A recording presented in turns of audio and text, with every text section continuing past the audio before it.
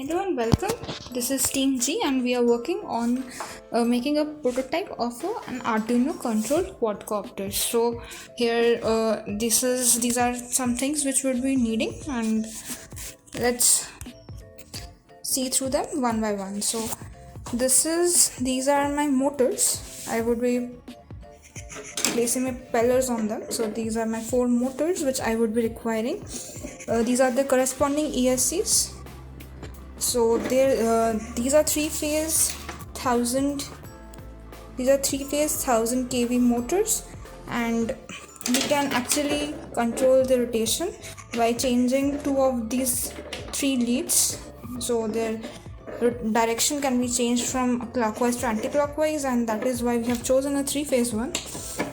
So this is our power distribution board. Here we'll connect the battery. These 4 ESCs have been soldered to this. We have managed to somehow solder, and actually these had these pins, these T-connected pins, before they were soldered. It was like this, so we had to cut them off, strip it, and then we managed to solder them. So next is we have propellers. We are using 10 into 4.5, if it's visible. Yes, we are using 10 into 4.5 inch like propellers. 10 here means the diameter of the propeller. 4.5 refers to the pitch, that is the distance traveled by it in one rotation, and R here refers that this is a clockwise propeller. So we have 2 clockwise and 2 anti-clockwise propellers. Next we have our main thing, Arduino Uno. So this is our Arduino board. Next we have MPU 605. This is MPU 6050, and we have already pre-soldered the header pins before, so that we would be no much hassle in connecting it to the Arduino using jumper wires. Next we have our transceiver set. This is our receiver. This is our transmitter. We are using FlySky CT6B 6-channel transmitter receiver. Though we won't be using all the channels, but like in the start we would be just trying to throttle our quadcopter up. So, but if we want to extend our project later, so that's it. That's why we are using 6-channel, and then we have wires, jumper wires, and other stuff. And then we are also using a normal 9-volt standard battery, and we are also using a LiPo. We are also using a 3000 milliamp hour battery. So this is 3S, that is, it has 3 cells, and there is a discharge rate of 30C and 11.1 volt, and this should be more than enough for our project. In addition to these, we would be also requiring certain tools, and else we have also made our own quadcopter frame, the DIY, so that we would be coming a bit later. So first let's see how we are going to make this. So all the things we have already done in advance before proceeding is we have tested all the motors. They are working fine. The ESCs are working fine. We have tested them individually using the Arduino Uno, writing codes for each one of them. So next, propellers are fine. We have also bound the transmitter and receiver.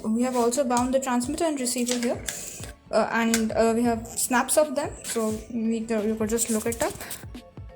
We have pre-soldered the header pins in the gyro. It would be easier. Next we proceed to see how we are going to make our flight controller. So here is our principle.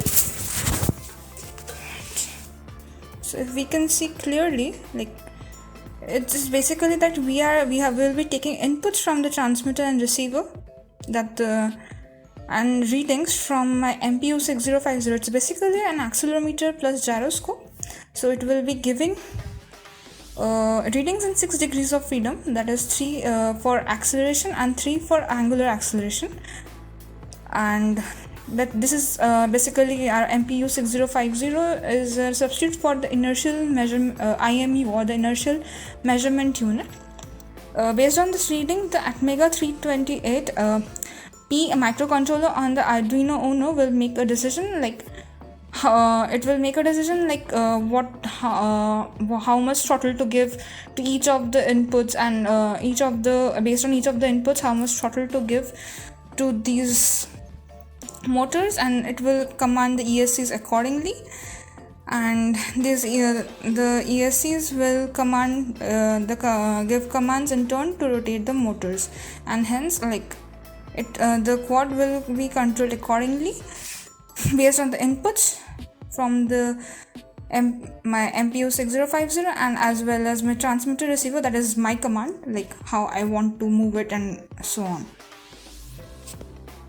Next up, we would be starting off with the connections, and for our flight controller. So here we have connected our MPU 6050 with the Arduino Uno via the breadboard, and also the transmitter, the receiver of the transceiver with our Arduino Uno via the breadboard. So here we have connected. We can see the pins. Let's zoom in. Yes, now the VCC pin has been connected to the 3.3 volt power, the ground to the ground, and the SCL and SDA. SCL is serial clock and SDA is serial data, with the SCL and SDA pin of the Arduinos respectively. So next we come to the receiver. Channels 1, 2, 3, 4 have been connected with the pins, digital and digital pins 8, 9, 10, 11 respectively. Here we have we have used a breadboard to actually provide a common ground, because as we can see that the ground pins are limited, and ground pins on the Arduino Uno are limited, and we need more wires to be connected to the ground, as we are avoiding soldering as much as possible. So that's how the only way we had to resort. So coming to our trans receiver, as we can see, we have every channel has 3 pins. The second line is our positive, and the line to the left is basically our signal pins. So we have, and the line basically to the right of the center one is the ground. So we have connected the middle one to the 5 volts of the Arduino, and the rightmost one to the ground here, and the signal pins of 1, 2, 3, 4 to the Arduino pins 8, 9, 10, 11 respectively. So over here we have connected some more wires. It's like messy a bit, but I can explain. Wait, so we have here connected our ESC and PW power distribution board with the Arduino and the breadboard. So clearly we can I have labeled my ESCs as 1, 2, 3, 4, left front, left back, right back for convenience.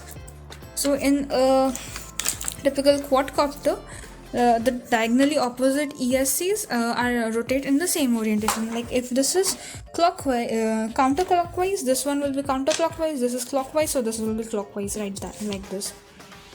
So here we can see I have connected the signal, like this is for these pins. So this is the middle one is the BEC or the 5 volt BEC battery eliminator circuit, while this brown one is the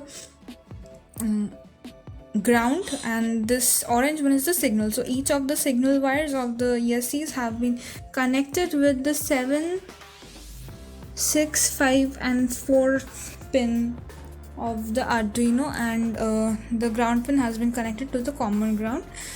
So we have avoided actually BEC pin. There are 2 reasons. One is we would be using YMFC AL open source software for the coding part to code our Arduino. So it's an open source software and does not support the BEC circuits. So we would have been using it if we would have used a normal flight controller, we might have used it, but in this case we are avoiding it. And secondly is we have planned to use two power supplies. One is our LiPo for the motors, and the second is basically a normal battery to power up the Arduino. We have actually separated out these two supplies. The reason being the ratings of different components that we are using. As a result, we would not be messing like my Arduino and the jumper wires cannot take more than 5 volts and few milliamps, whereas these ESCs and the motors which we would be using would be might have the capacity of taking up 20 amps at the max at a time. That's why we are using 30 amps ESC, and we have already tested our motors separately with the LiPo battery and the power distribution. A few words regarding the frame we are using. We are using a homemade frame which we have made using PVC foam sheets, knitting needles, and lots of Fevicol. And we have also, if you can see, we have also sewed it up, like using needles and thread.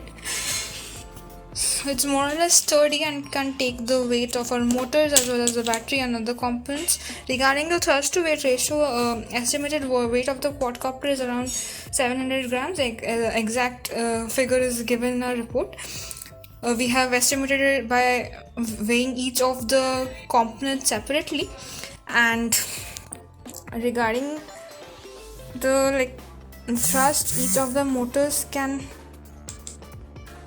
supply, it's around 500 gram per motor. So 500 into 4, that's 200 grams, 2000 grams for the entire quad. And since our quad is estimated to be less than 1000 grams, so our thrust to weight ratio should be more than 1, also more than 2:1.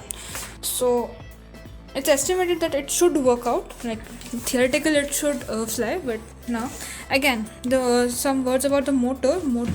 Our motor is rated 1000 kV motor, A2212.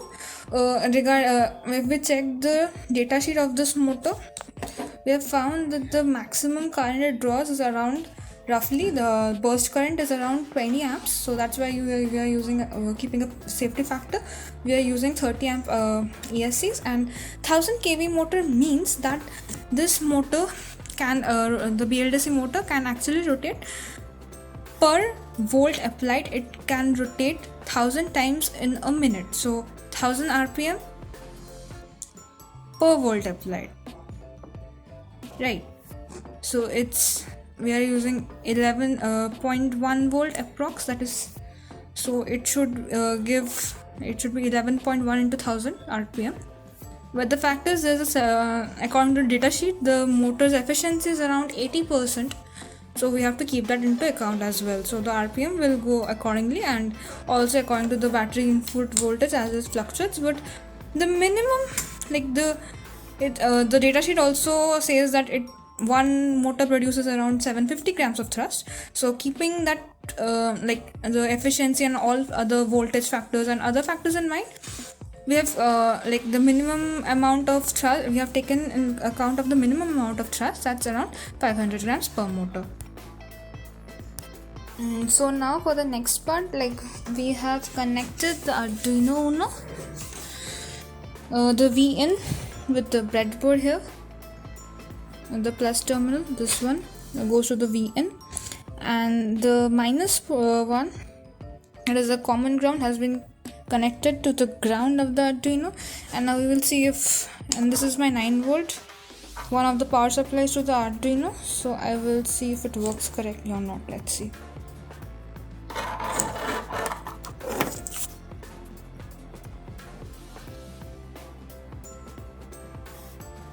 So after I plug in, I can see that my Arduino has started, the LEDs on the Arduino has started, it has come to the on position and it has been powered up, so it's working fine. So the next step would be connecting my motors in the correct order, and finally we would be proceeding with the coding of the Arduino.